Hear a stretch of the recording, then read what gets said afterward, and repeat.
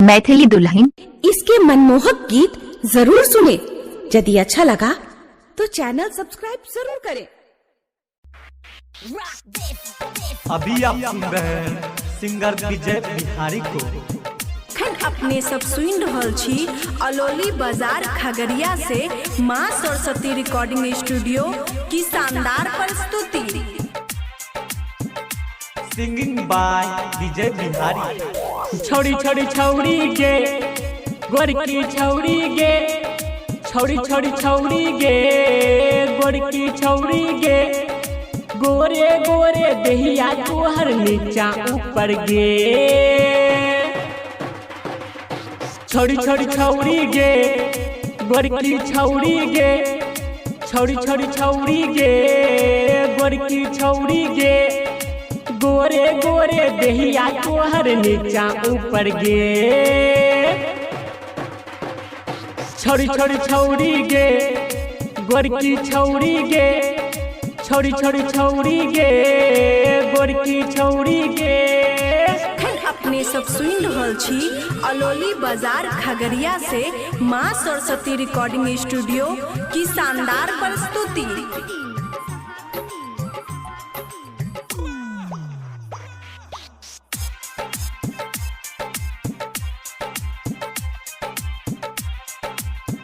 Singing by Vijay Bihari.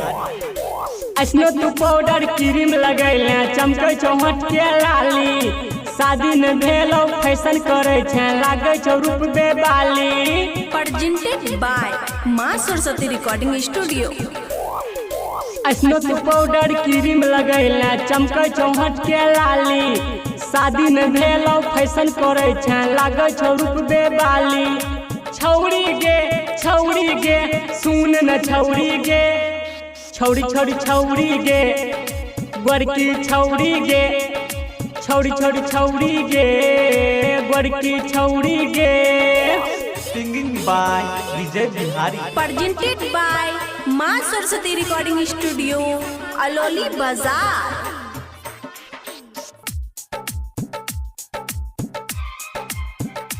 Singing by Vijay Bihari. देखी के बुढ़बा भेलो दीवाना कहै छो तोरा हे गे, नजर से नजर मिलाई के देखे नीचा में लागल छो की गे।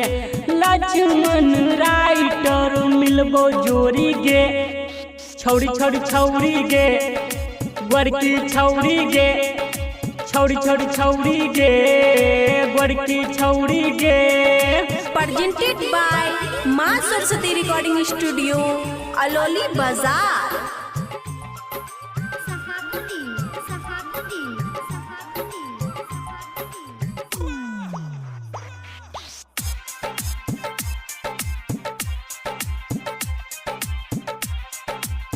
Singing by Vijay Bihari. अपना तो मन के छी तो बसल मानी ला हमर बतिया, देबो हम रुपया बने संगतिया सुते के पड़तौ रतिया। Presented by Maa Saraswati recording studio. अपना तो मन के छी तो बसल मानी ला हमर बतिया, देबो हम रुपया बने संगतिया सुते के पड़तौ रतिया। विजय बिहारिया लूटो लहरिया गे, छौड़ी छोड़ी छौड़ी गे गोरकी छौड़ी गे, छौड़ी छोड़ी छौड़ी गे गोरकी छौड़ी गे, गोरे गोरे दहिया तोहर नीचा ऊपर गे। छौड़ी छोड़ी छौड़ी गे गोरकी छौड़ी गे, छौड़ी छोड़ी छौड़ी गे गोरकी छौड़ी गे।